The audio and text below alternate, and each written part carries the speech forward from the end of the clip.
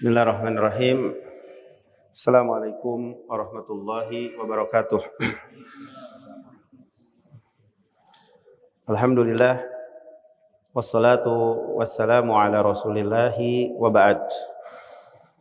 Ikhwani wa akhwati jamaah Masjid Al-Barru yang semoga Allah Subhanahu wa taala selalu membimbing kita semuanya untuk mudah dalam menuntut ilmu dan mengamalkannya.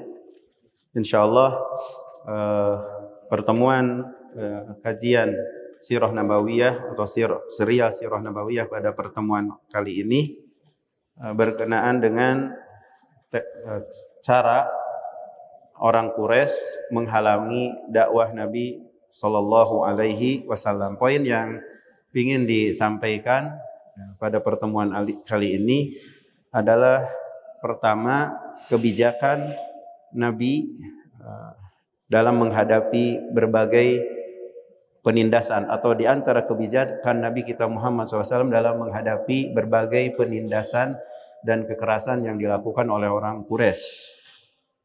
Kemudian poin yang kedua yang ingin disampaikan berkenaan cara yang ditempuh orang Quraisy untuk menghadang atau menghalangi dakwah Nabi Muhammad sallallahu alaihi wasallam. Kemudian insyaallah pelajaran yang bisa dipetik dari kisah hijrah ke Habasyah, ya ada beberapa pelajaran yang insyaallah mudah-mudahan kita bisa mengambil pelajarannya dari apa yang kita sampaikan dalam sejarah ini. Poin yang pertama yang ingin disampaikan, di antara kebijakan yang Rasulullah SAW ambil ketika menghadapi berbagai macam penindasan. Sebelumnya kan kita mengetahui bagaimana penindasan orang-orang Quraisy, orang-orang kafir kepada orang-orang yang lemah.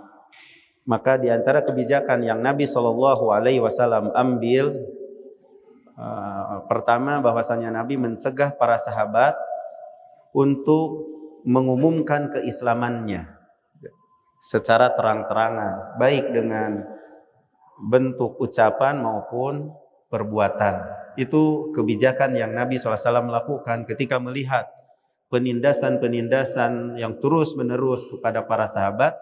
Maka Nabi SAW mengambil strategi untuk tidak mengumumkan keislamannya. Kenapa? Karena kalau seandainya diumumkan keislamannya, yang ada adalah kemadharatan. Sehingga Nabi SAW tidak bisa membina mereka, mengajarkan kepada mereka tentang Al-Quran, tentang Sunnah. Kenapa? Karena akan terjadi benturan fisik gitu antara kedua belah pihak. Sedangkan kondisi kaum muslimin pada waktu itu masih lemah. Makanya Rasulullah SAW strategi atau cara atau kebijakan yang beliau ambil, jangan mengumumkan keislaman. Nah, tapi Rasulullah SAW terus berdakwah secara terang-terangan. Ya, tetap Rasulullah SAW berdakwah secara terang-terangan. Itu yang tetap yang dilakukan oleh Rasulullah SAW. Tapi untuk para sahabatnya, untuk merahasiakan keislamannya, dan Rasulullah SAW bertemu di suatu rumah milik siapa? Arqam. Milik Arqam bin Abi Arqam Al-Mahzumi yang terletak di Bukit Sofa. Maka Nabi SAW dalam rangka mendidik para sahabat, membina para sahabat, mengokohkan para sahabat, beliau berkumpul secara rahasia di rumah Arqam bin Abi Arqam Al-Mahzumi yang pada waktu itu tidak ditoleh, diperhatikan oleh orang-orang musyrik. Jadi para sahabat bisa aman berkumpul dan belajar kepada Nabi Sallallahu Alaihi Wasallam. Itu kebijakan Nabi SAW dalam rangka untuk mencegah kemadharatan, adanya benturan.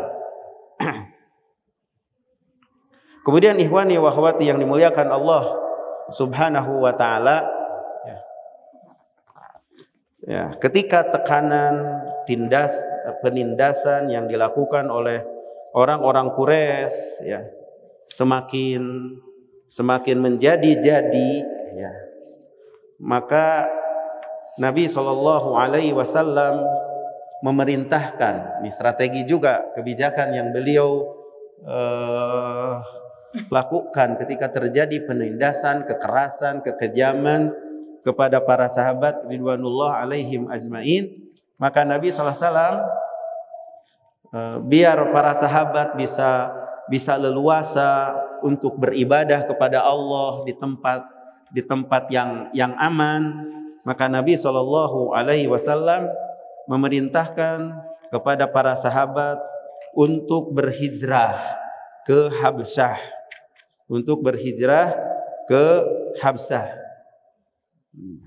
Habsyah itu Ethiopia.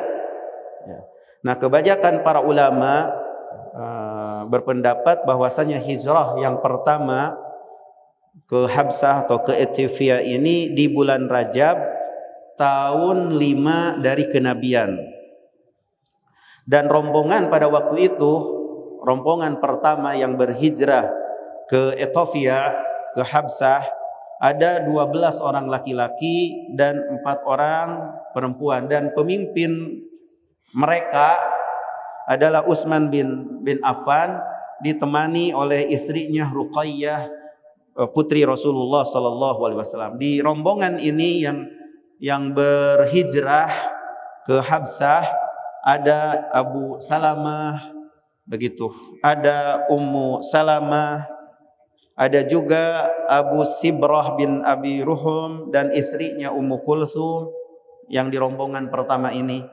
Ada juga Amir bin Rabi'ah dan beserta istrinya Laila. Kemudian juga di rombongan hijrah yang pertama ini ada Abu Hudzaifah bin Utbah bin Rabi'ah, begitu pula bersama istrinya Sahlah binti Suhail.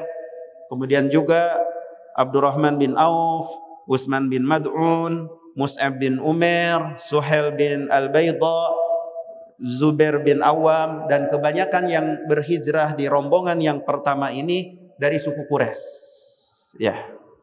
Nah, ketika mereka berhijrah ke Habsyah yang pertama ini dikejar juga oleh orang Quraisy, tapi alhamdulillah mereka selamat. Jadi ketika sudah nyampe di tepi lautan, mereka menyewa sebuah bahtera yang menyampaikan ke tujuan mereka. Alhamdulillah dari kejaran orang-orang musyrikin mereka selamat, dan tidaklah tersisa para sahabat bersama Nabi SAW pada waktu itu kecuali sedikit. Jadi kembali lagi bahwasanya hijrah yang pertama ini sebagai strategi kebijakan Rasulullah SAW diperintahkan kepada para sahabat, kasihan gitu. Mereka di Mekah tidak aman dalam beribadah, banyak penindasan, harus merahasiakan ibadahnya. Ketika terus ada kekejaman dan kejaman, akhirnya diperintahkan untuk berhijrah. Kemudian ketika mereka sedang ada di kota Ethiopia lah, Masya Allah, ada seorang raja yang bernama Najasyi yang menyambutnya dan melindunginya. Mereka berada di sana dalam keadaan aman, dilindungi. Dalam keadaan aman dan dilindungi. Setelah itu para sahabat yang ada di Ethiopia mendengar isu bahwasanya penindasan kepada kaum muslimin di Mekah sudah ringan, tidak terlalu keras. Bahkan ada isu bahwasanya orang-orang Quraisy sudah pada masuk Islam. Nah, kemudian dari isu tersebut akhirnya mereka pulang ke kota Mekah, ya rindulah tempat kelahirannya. Walaupun bagaimanapun kalau ketika sudah mendengar udah aman di kota kelahirannya, akhirnya yang mereka inginkan kembali. Dan pada waktu itu isunya adalah orang-orang Quraisy masuk Islam. Pas ketika pulang, kabar tersebut tidak benar. Bahkan yang ada lebih kejam lagi. penindasan kepada kaum muslimin. Maka dari situ strategi yang dilakukan oleh Nabi, kebijakan yang dilakukan oleh Nabi Shallallahu Alaihi Wasallam memerintahkan kembali untuk berhijrah ke yang dua kalinya, yang kedua kalinya.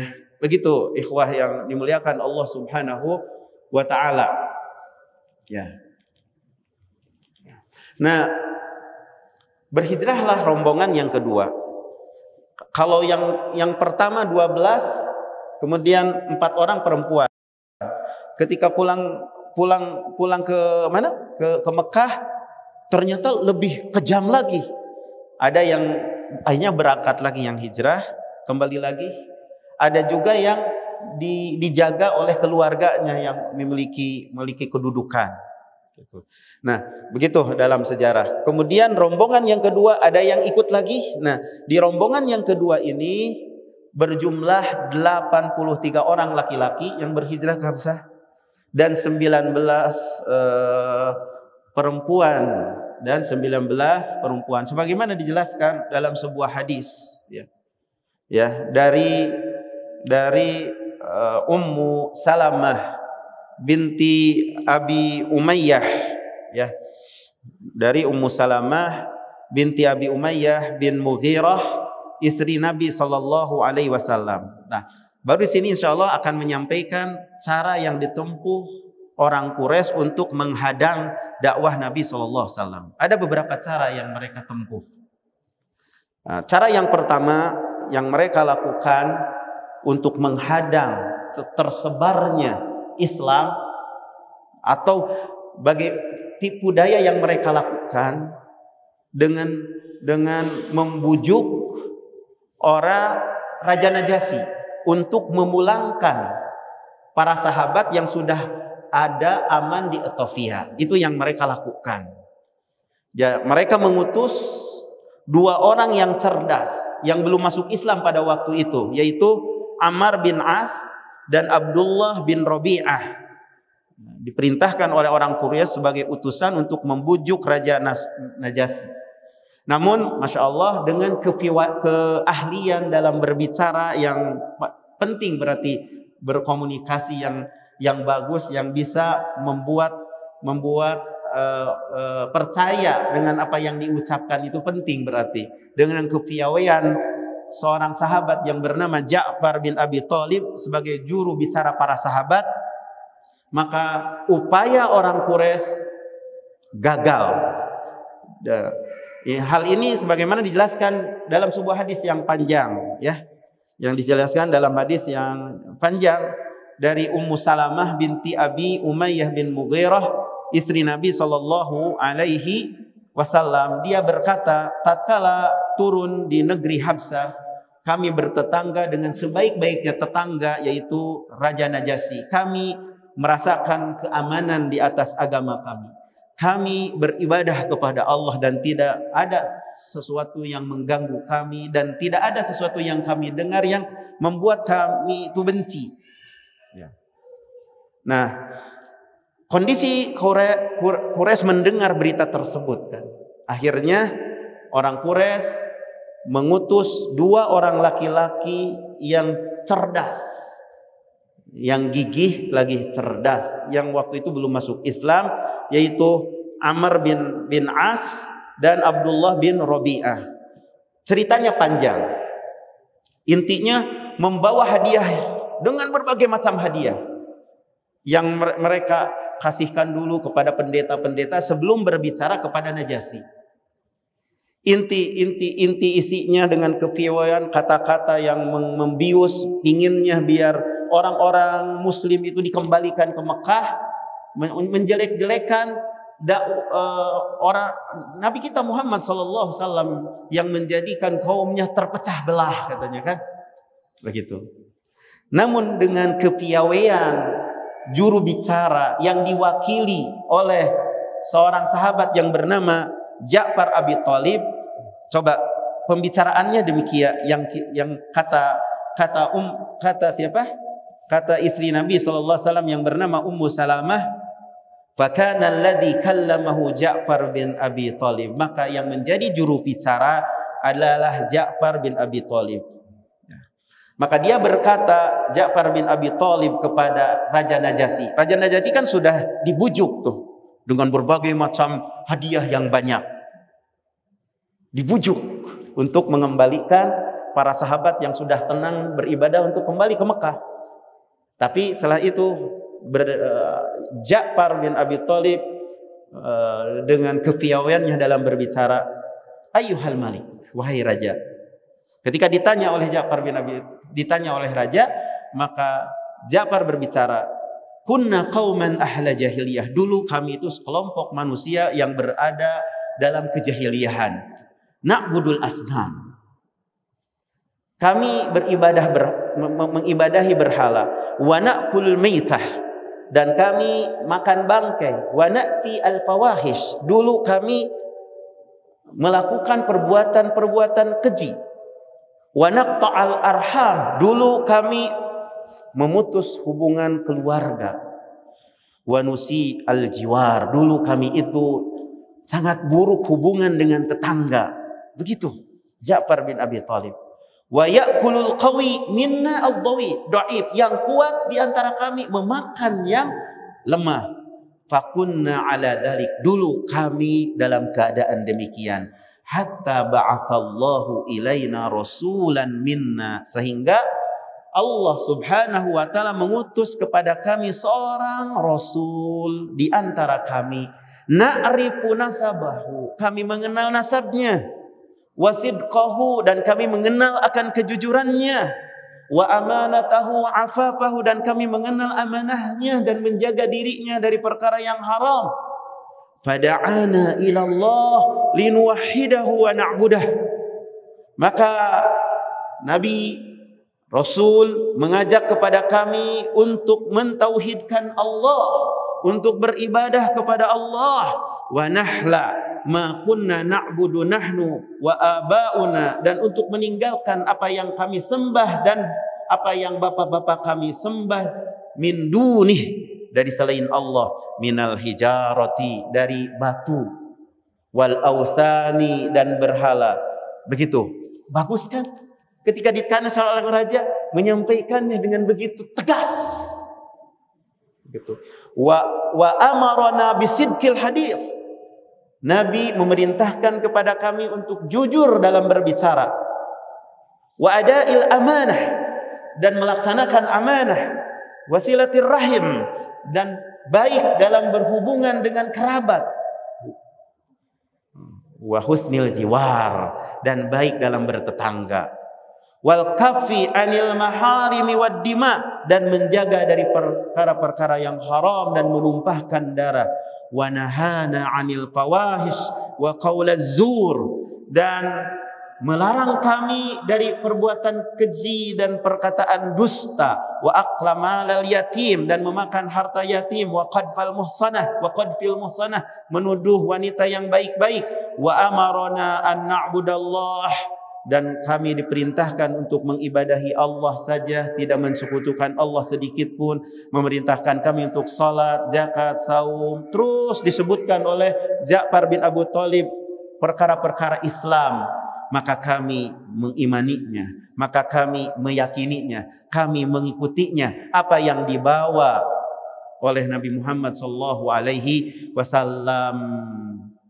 Ternyata setelah itu kaum kami menyiksa kami. Orang-orang Quraisy memfitnah kami, menyiksa kami, menindas kami karena agama, agar mereka mengembalikan kami untuk beribadah kepada berhala. Begitu. Dan agar kami menghalalkan apa yang buruk. Maka mereka memaksa kami, mendolimi kami, menindas kami, dan menghalangi antara kami dan antara agama kami, sehingga kami keluar ke negerimu, dan kami memilihmu daripada selain Anda, dan kami sangat berharap berada sebagai tetangga Anda, dan kami berharap tidak ada ketika ada di sisimu yang mendolimi kami, wahai raja. Kemudian raja tersebut bertanya lagi kepada Ja'far bin Abi Thalib, apakah yang dibawa oleh Nabi Muhammad SAW, adakah sesuatu yang didakwahkan, sesuatu yang didakwahkan oleh Nabi Muhammad SAW, apa yang dibawa, yang diajarkan oleh Nabi Muhammad SAW, adakah sesuatu yang lain?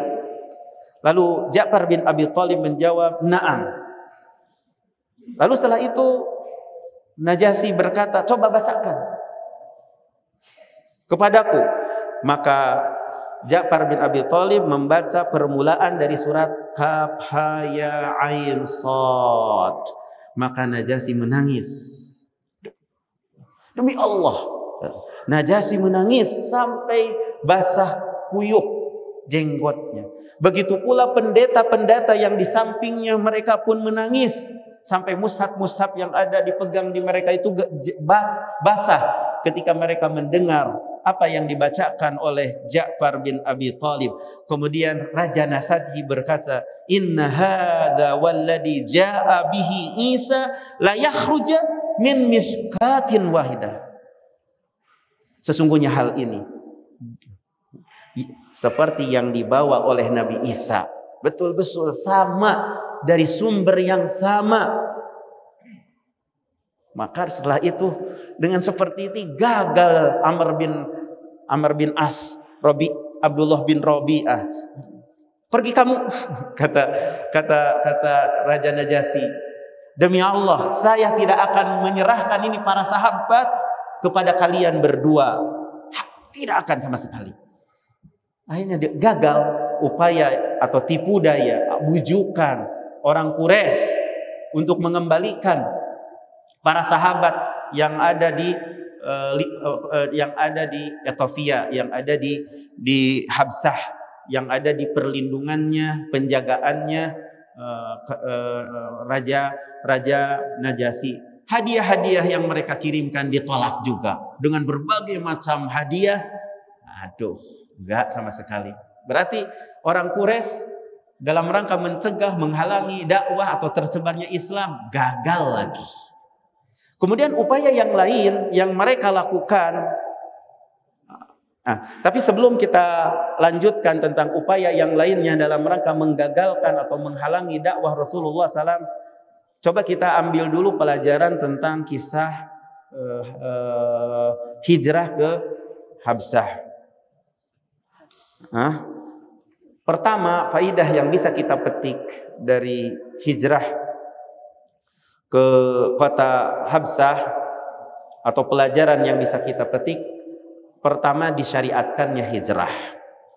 Yang dimaksud dengan hijrah adalah berpindah dari negeri kufur, di mana di negeri kufur itu terhalangi untuk beribadah kepada Allah, ke negeri yang aman, yang bisa melaksanakan ibadah kepada Allah tanpa ada penyiksaan. Itu pelajaran yang penting. Ya. Kemudian yang kedua, bahayanya isu. Informasi-informasi yang isu-isu yang menyebar. Bahayanya isu-isu yang menyebar. Karena dengan sebab isu itu membuat orang-orang muhajirin mendapatkan berbagai macam siksaan yang lebih kejam daripada sebelumnya, sehingga mereka terpaksa kembali untuk berhijrah yang kedua. Itu pelajaran yang kedua yang bisa kita petik. Pertama, disyariatkannya hijrah. Kedua, bahayanya isu. Ya, bahayanya isu. Kemudian yang ketiga, dengan adanya pelindungan dari Raja Najasyi, ini merupakan salah satu bukti daripada firman Allah Subhanahu wa taala, wa may yattaqillah yaj'al lahu makhraja, sebagai bukti daripada firman Allah Subhanahu wa taala dalam surat At-Talaq ayat 3, wa may yattaqillah yaj'al lahu makhraja.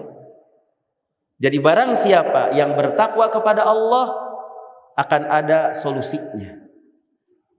Gitu.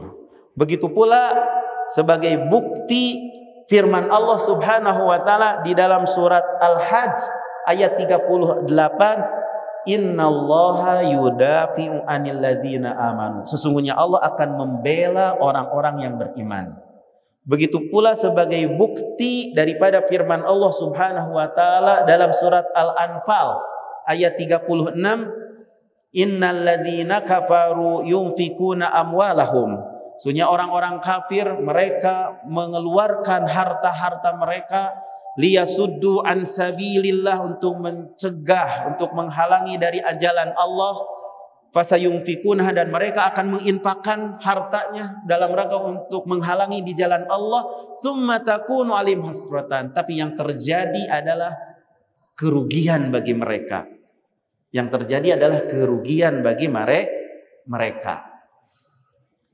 Kemudian pelajaran yang bisa kita petik juga dalam kisah ini, akibat orang yang jujur. Akibat orang yang jujur, yaitu bagaimana Ja'far bin Abi Thalib dan orang yang bersama Ja'far bin Abi Thalib, mereka jujur terus terang bersama Raja Najasyi. Betul? Mereka tidak menyembunyikan sedikit pun tentang akidah mereka. Ini pelajaran yang penting juga tentang akibat orang-orang yang jujur. Maka akibat orang yang jujur adalah sebaik-baiknya akibat. Wal akibatul taqwa, dan akibat yang terbaik bagi orang-orang yang bertakwa. Akibat yang terbaik adalah bagi orang-orang yang jujur. Tidak menyembunyikan sedikit pun dari akidah mereka, dijelaskan apa adanya tentang apa yang dibawa, yang disampaikan oleh Rasulullah SAW. Tidak menyembunyikan sedikit pun. Apa yang terjadi? Semakin erat dan semakin dilindungi. Bahkan utusan 2 orang yang cerdas itu diusir jadinya. Udah pulang. Ini hadiah bawa lagi ke Mekah. Tuh, lihat kan? Jujur, tidak ada menyembunyikan sesuatu yang sebagai keyakinannya yang diyakini oleh para sahabat pada waktu itu. Itu pelajaran penting dari kisah hijrahnya para sahabat yang ke-1 dan yang ke-2. Kemudian juga satu lagi pelajaran yang penting juga yang dalam hijrah ini menjelaskan tentang keutamaan Raja Najasyi. Dari kisah ini menunjukkan tentang apa? Kisahnya atau keutamaannya Raja Najasyi. Makanya tentang Raja Najasyi ini diriwayatkan oleh Imam Bukhari dari sahabat Jabir.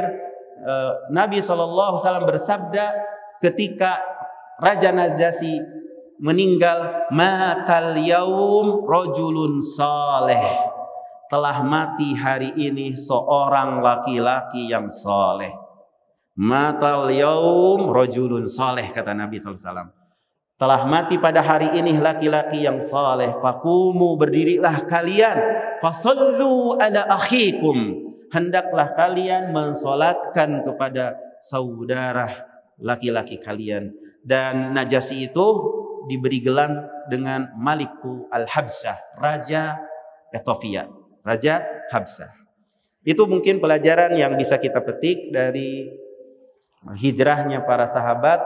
Ketika ada penindasan, strategi Nabi SAW memerintahkan mereka semuanya untuk bisa tenang dalam beribadah dan juga untuk terhindar dari penindasan dan penyiksaan, untuk berhijrah ke Ethiopia, ke Habsyah. Kemudian tipu daya lain yang dilakukan oleh orang Quraisy, ya,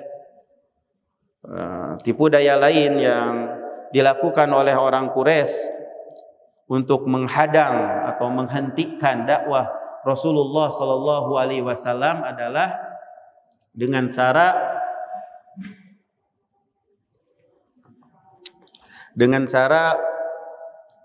mengancam pamannya, ya, mengancam paman. Jadi melewati jalur Abu Thalib, yaitu dan disampaikan ke Abu Thalib dan mengancam akan memerangi Rasulullah Sallallahu Alaihi Wasallam. Karena ancaman itu, maka tentu ini berarti sesuatu hal yang serius. Maka Abu Thalib segera menyampaikan kepada Rasulullah Sallallahu Alaihi Wasallam. Namun dengan tegas Rasulullah Sallallahu Alaihi Wasallam mengatakan, ya am, wahai pamanku, Wallah, demi Allah, law wada'u asy-syamsa fi yamini wal qamara fi yasari ala an atruka hadzal amr hatta yudhiruhu Allah au ahlaka fi ma taraktuhu. Wahai pamanku, demi Allah, kata Rasulullah sallallahu alaihi wasallam, seandainya mereka letakkan matahari di tangan kananku dan bulan di tangan kiriku untuk aku meninggalkan perkara atau dakwah ini sampai Allah memenangkannya atau aku hancur bersamanya, niscaya aku tidak akan meninggalkannya. Dengan tegas Rasulullah mengatakan demikian ketika Abu Thalib menyampaikan bahwasanya mereka akan memerangi Rasulullah SAW. Ketika mendengar jawaban ini, Abu Thalib kembali lagi bersemangat untuk melindungi Rasulullah SAW sebagai keponakannya. Dan beliau pun, Abu Thalib pun, walaupun dia belum masuk Islam, dia berkata, pergilah wahai anakku, wahai keponakanku, dan sampaikanlah apa yang kamu suka. Demi Allah, aku tidak akan menyerahkanmu kepada siapapun selama-lamanya. Jadi cara yang kedua yang untuk menghentikan dakwah Rasul, datang kepada Abi Thalib, ya, dengan mengancam akan memerangi Rasulullah SAW. Cara yang lain yang dilakukan oleh suku Quraisy, ya, mereka datang kepada Abu Thalib juga dengan membawa seorang pemuda yang ganteng, yang tampan, yang gagah. Kemudian dengan syarat apa? Abu Thalib menyerahkan dan gantinya adalah Rasulullah Shallallahu Alaihi Wasallam untuk mereka bunuh. Dibawa pemuda yang ganteng, tampan, diserahkan kepada Abu Thalib dengan syarat Muhammad, keponakannya, diserahkan kepada orang Quraisy untuk dibunuh. Kalau ini mentah-mentah sama Abu Thalib ditolak, masa keponakannya diserahkan untuk dibunuh, kan? Kalau yang waktu ancaman agak sedikit takut pada waktu itu, tapi dengan ketegasan Rasulullah menjawab, akhirnya semangat lagi untuk membela keponakannya. Tapi kalau yang cara ini, ada anak muda yang ganteng, nih bawa sama kamu nih, Muhammad gantinya saya bunuh. Langsung kalau ini betul-betul ditolak oleh Nabi oleh pamannya Abu Thalib.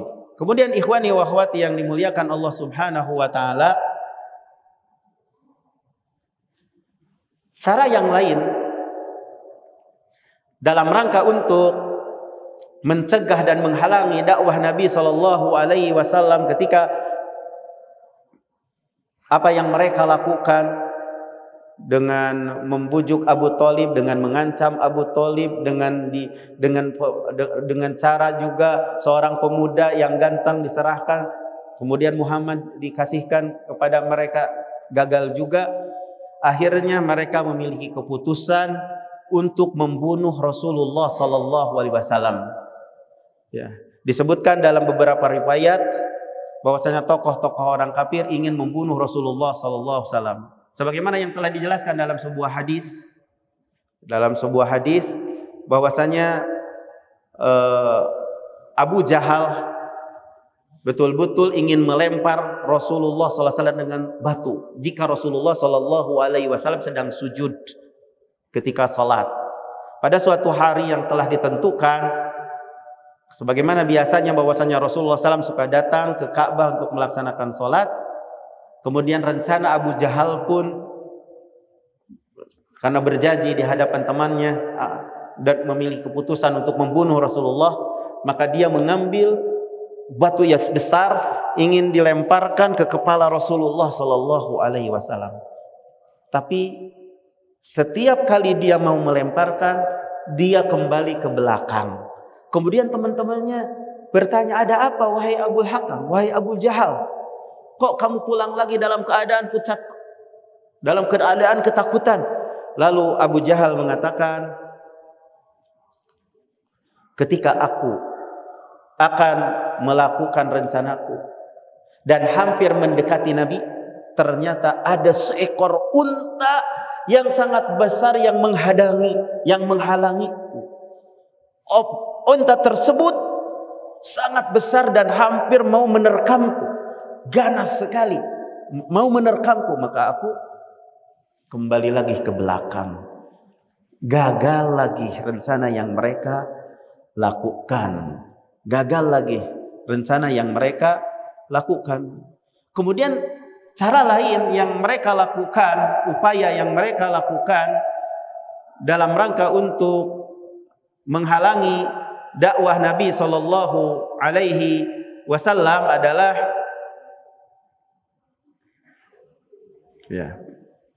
orang kafir Quraisy ada yang diutus untuk mendatangi Rasulullah Sallallahu Alaihi Wasallam, terutama setelah Hamzah dan Umar masuk Islam. Karena kemarin sudah dijelaskan bahwasanya Hamzah dan Umar masuk Islam ketika fase dakwah Nabi Sallallahu Alaihi Wasallam terang-terangan. Maka semakin kuat kaum muslimin. Semakin bingung orang Quraisy, orang kafir Quraisy itu. Akhirnya di antara upaya dalam rangka menggagalkan atau menghentikan dakwah Nabi Sallallahu Alaihi Wasallam, mereka mengutus yang bernama Utbah bin Rabi'ah. Utbah bin Rabi'ah datang kepada Rasulullah Sallallahu Alaihi Wasallam menawarkan beberapa tawaran yang menurut mereka tawaran ini menggiurkan, yang akan membuat Rasulullah berhenti dari dakwah yang beliau sampaikan. Dan Utbah ini dikenal dengan panggilan Abu Walid. Utbah ini dikenal dengan panggilan Abu Walid. Maka Abu Walid menyampaikan kepada Rasulullah sallallahu alaihi wasallam tawaran-tawaran yang ditawarkan ini istilahnya mungkin diplomasi, ya. Jika Rasulullah menginginkan memiliki harta yang banyak, maka mereka akan memberi kepadanya sehingga Rasulullah menjadi orang yang paling kaya di antara mereka. Rasulullah nolak. Jika mereka menginginkan kekuasaan, maka mereka akan menjadikan beliau sebagai penguasa di antara mereka. Namun semua syarat tersebut, tawaran-tawaran tersebut ditolak, tidak bisa menghentikan dakwah Nabi Sallallahu Alaihi Wasallam. Bahkan setelah Abu Walid menyampaikan dan mengutarakan tawaran-tawaran yang disampaikan, Rasulullah Sallallahu Alaihi Wasallam setelah itu membacakan sebuah ayat, Hamim, Tanzilum minar Rahmanir Rahim, Kitabun fussilat ayatuhu Qur'anan Arabiyyan liqaumi ya'lamun, Bashiran wa nadhiran fa'arada aktsaruhum fahum la yasma'un, wa qalu qulubuna fi akinnatin mimma tad'una ilaih. Hamim, diturunkan dari Tuhan yang Maha Pemurah lagi Maha Penyayang. Kitab yang dijelaskan ayat-ayatnya, yaitu bacaan dalam bahasa Arab, ya. Halo, saya baterai.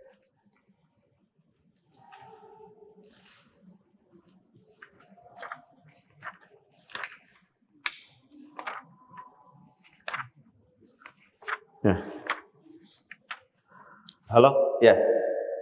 Yaitu bacaan dalam bahasa Arab untuk kaum yang mengetahui, yang membawa berita gembira dan yang membawa peringatan. Tetapi kebanyakan mereka berpaling daripadanya. Maka mereka tidak mau mendengarkan. Mereka berkata, hati kami berada dalam tutupan yang menutupi apa yang kamu seru kami kepadanya. Surat Fussilat ayat 1-5. Akhirnya Abu Walid kembali menemui kaumnya dengan membawa kegagalan juga. Bahkan Abu Walid terkagum-kagum dengan ayat yang dibacakan oleh Muhammad, sehingga kaumnya menuduh bahwasanya Rasulullah SAW telah menyihir Abu Walid. Ada beberapa pelajaran yang bisa dipetik, pendidikan keimanan dari upaya, di antara upaya yang mereka lakukan dalam rangka menggagalkan misi dakwah Nabi Muhammad Sallallahu Alaihi Wasallam.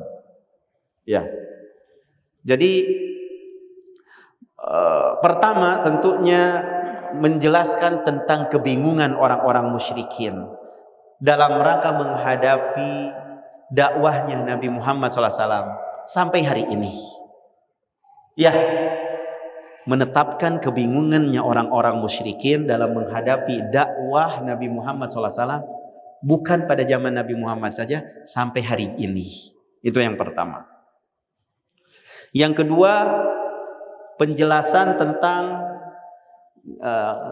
diplomasi orang-orang musyrikin, penawaran kaum orang-orang musyrikin untuk memadamkan cahaya Allah, untuk memadamkan cahaya Allah dengan adanya penawaran-penawaran yang menggiurkan.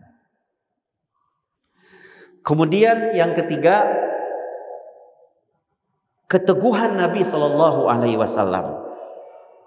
Ya, di hadapan diplomasi dan tawaran-tawaran yang mereka ajukan kepada Nabi Shallallahu Alaihi Wasallam.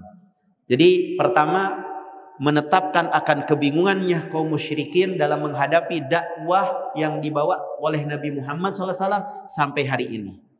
Yang kedua, menjelaskan tentang cara kaum musyrikin untuk menggagalkan dakwah Nabi SAW. Yang ketiga, keteguhan Nabi SAW dalam menghadapi berbagai macam penawaran-penawaran yang mereka tawarkan. Kemudian yang keempat, tidak diragukan oleh kita bahwasanya penawaran-penawaran itu kalau seandainya disodorkan kepada orang-orang yang dakwah melalui parlemen, mengejar kursi, tentu mereka mengatakan ini sesuatu yang akan kami ambil karena kami bisa berkuasa, kemudian kami bisa menerapkan syariat Allah. Betul kan? Kalau seandainya yang ada di zaman sekarang ini diberikan tawaran-tawaran untuk memberhentikan dakwah tauhid, udah tentu akan diambil. Saya jadi penguasa, saya jadi pejabat, kemudian saya bisa mempraktekkan syariat Allah. Begitu kalau seandainya kepada orang-orang yang mungkin cara yang ditempuh untuk menjayakan Islam kembali itu dengan melalui lewat parlemen. Ketika ada diplomasi demikian itu akan langsung diterima. Inilah yang kita mau. Udah, saya hilangkan dulu tuh dakwahnya, kitabnya nggak dibaca lagi, dakwah tauhidnya ditahan dulu, sunnahnya tidak disampaikan lagi, mengikuti arus di masyarakat.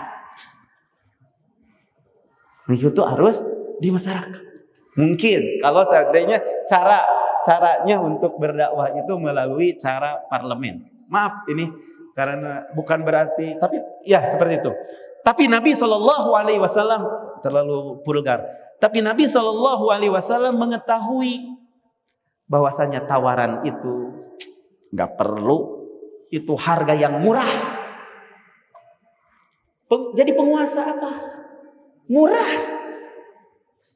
Tidak dengan cara dengan menjilat, gak usah dalam masalah tauhid, tidak bisa dengan masalah menjilat. Itu perkara yang paling berbahaya. Maka Nabi SAW tidak menerima tawaran tersebut. Karena Rasulullah mengetahui langkah para utusan mulainya adalah dengan memperbaiki hati, mulainya dengan memperbaiki anggota badan. Kemudian setelah itu Allah akan membuka sebab-sebab kejayaan dan kemenangan. Ditolak oleh Rasulullah SAW. Tidak diambil, muhun jadi pejabat. Tidak, Nabi tolak mentah-mentah.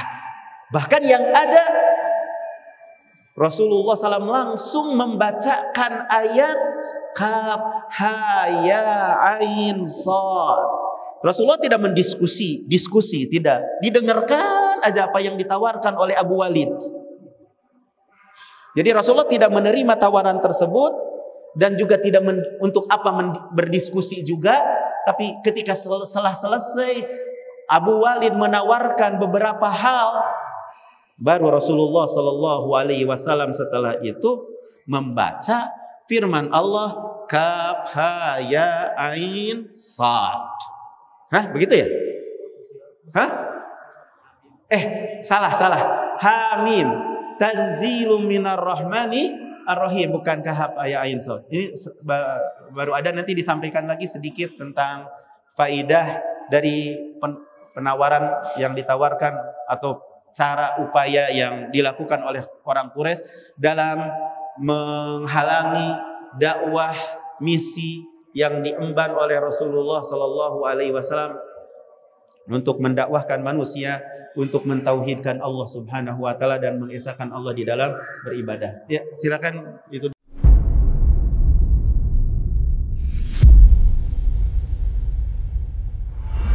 Tentang masih masalah ini kan, tentang masalah faidah atau yang bisa kita petik tentang masalah penawaran yang ditawarkan oleh siapa?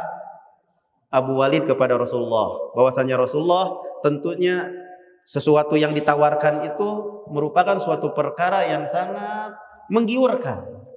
Kalau seandainya ditawarkan kepada orang-orang yang menginginkan kekuasaan. Tapi Rasulullah Shallallahu Alaihi Wasallam bukan itu tujuan dalam berdakwah dalam berdakwah menyampaikan tauhid, bukan itu tujuannya, sehingga Rasulullah SAW tidak menerimanya. Rasulullah SAW tidak menerima karena suatu hal jabatan itu suatu yang murah, bukan sesuatu yang dikejar oleh Rasulullah SAW. Tidak ada apa-apanya. Ya, tapi masalah yang penting itu adalah masalah tauhid, masalah tauhid. Yang masalah penting adalah perkara langkah Rasul itu bukan untuk menjadi pejabat. Tugas Rasul bukan menjadi pejabat, bukan itu tugas Rasul. Dan juga tugas para pengikut Rasul bukan itu, bukan jadi pejabat, bukan berarti harus memiliki harta yang banyak, bukan itu. Tapi dari mulai yang dilakukan oleh para utusan Allah dan juga pengikut para utusan Allah adalah memperbaiki hati, anggota badan. Insya Allah setelah itu akan dibukakan oleh Allah kemenangan. Ya, tentunya kita semuanya ikhwah fillah ingin menegakkan daulah Islam. Ya, betul. Maka kita pun harus mencari cara-cara yang dilakukan oleh Nabi kita Muhammad SAW, bukan memiliki dengan cara-cara kesemangatan tanpa dasar ilmu gitu. Tapi bagaimana langkah Rasulullah SAW dalam rangka menegakkan Islam ini. Nah, bagaimana yang dilakukan oleh Rasulullah SAW ketika dalam sejarah, dalam fatrah sedang lemah, ketika terang-terangan juga menanamkan keimanan di dalam hati para sahabat, yaitu dengan mengokohkan akidah tauhid. Itu sebenarnya langkah untuk mencapai kejayaan Islam, menegakkan daulah Islam. Ya, kalau kita juga para dai demikian, tarbiyatul iman, mendidik keimanan, menetapkan akidah tauhid dan menanamkan keimanan kepada hari akhirat. Makanya dalam sebuah hadis, ini pelajaran juga yang harus kita petik, karena dalam sejarah bukan hanya sekedar begitu saja berjalan sejarah begini, tapi ada hal-hal yang harus kita praktekkan juga dalam keseharian kita. Dalam sebuah hadis dari Aisyah, semoga Allah meridhai padanya, dia berkata, "Awwalu ma nuzila minal Qur'an surah fiha dzikrul jannah wan nar." Awal pertama diturunkan dari Al-Quran itu sebuah surat yang tercantum di dalam surat itu penyebutan surga dan neraka. Maksudnya adalah apa? Surat Al-Mudaththir.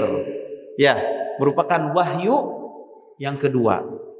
Ya, wahyu yang kedua. Coba kita renungkan ya ayyuhal mudaththir sama antum semuanya. Di situ penyebutan tentang surga dan neraka gitu. Dan di patroh ini, di patroh ketika dakwah sedang jahar terang-terangan di dalam sejarah ini adalah kesempatan untuk mendidik para sahabat untuk banyak beribadah, untuk melaksanakan berbagai macam ibadah, sebagaimana dijelaskan oleh sahabat Ibnu Umar. Salah satu di antara kami yu'tal iman, diberi keimanan sebelum Al-Quran. Dan di dalam hadis ini menunjukkan, atau perkataan Ibnu Umar ini menjelaskan bahwasanya manhaj para sahabat ridwanullah alaihim ajmain itu adalah taqdimul iman alal ilmi, mendahulukan iman sebelum ilmu, mendahulukan iman dulu sebelum ilmu. Gitu. Yu'ta al-iman qabla al-Quran, diberikan iman, diambil iman, mengambil iman sebelum Al-Quran. Ini menunjukkan bahwasanya manhaj para sahabat mendahulukan iman sebelum ilmu. Begitu pula mendahulukan ilmu sebelum berkata dan beramal. Ini pelajaran yang harus kita petik untuk untuk mendapatkan kejayaan, langkah-langkah yang kita lakukan, ya itu tadi masalah iman, pentingnya masalah iman, ya, ya.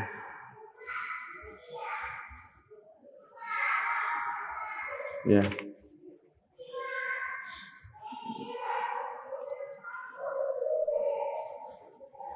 Dan tentunya orang-orang yang beriman itu mesti akan mendapatkan ujian, ya.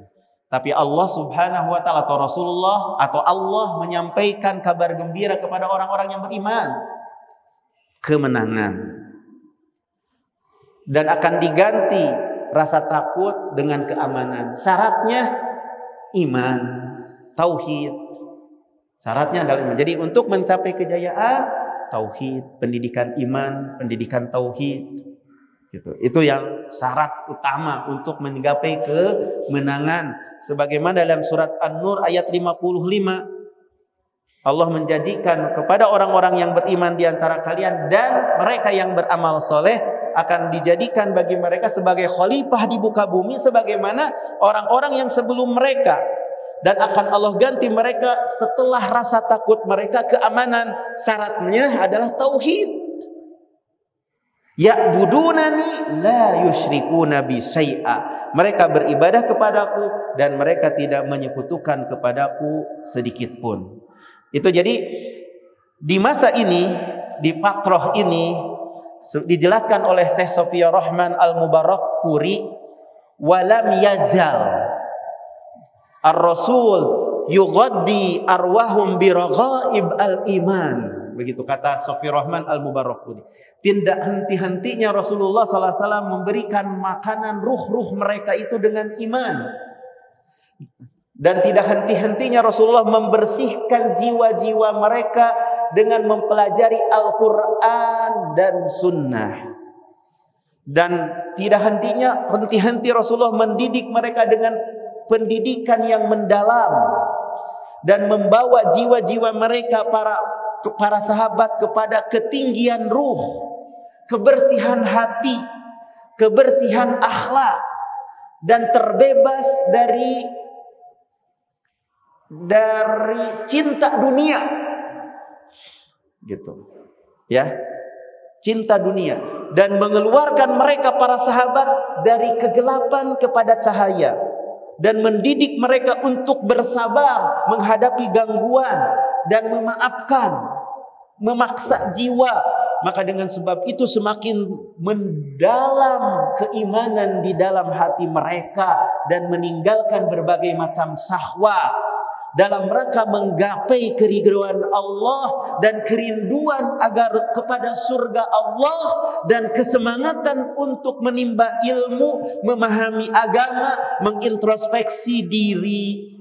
Itulah yang ditamankan oleh Rasulullah SAW. Inilah penyebab yang menyebabkan akan jaya Islam itu tatkala dididik seperti apa yang Rasulullah SAW sampaikan. Jadi makanya ketika ditawari Rasulullah menolaknya. Kenapa? Langkah seorang dai, langkah seorang rasul, pekerjaan seorang rasul bukan untuk menjadi penguasa. tapi dimulai dengan memperbaiki hati dan anggota badan. Setelah itu Allah akan bukakan dengan sebab-sebab kemuliaan, kemenangan dan kejayaan. Itu saja mungkin pelajaran yang bisa kita petik dari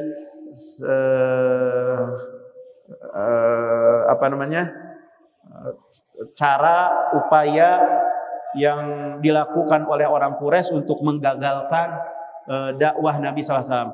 Cara yang lain dengan membaikot. Cara yang lain untuk menggagalkan dakwah Nabi SAW dengan membaikot. Tapi insya Allah masalah baikot ini insya Allah akan disampaikan pada pertemuan yang akan datang insya Allah. Ya, jika ada hal yang perlu ditanyakan sebelum sholat, falyatafadhal mashkur. Subscribe channel Marhaban TV. Ikuti akun sosial media Marhaban TV, siaran Telegram, grup WhatsApp. Yuk berdakwah bersama kami. Dukung operasional dakwah dan sosial kami. Raih pahala jariah yang terus mengalir sampai hari kiamat. Jazakumullahu khairan.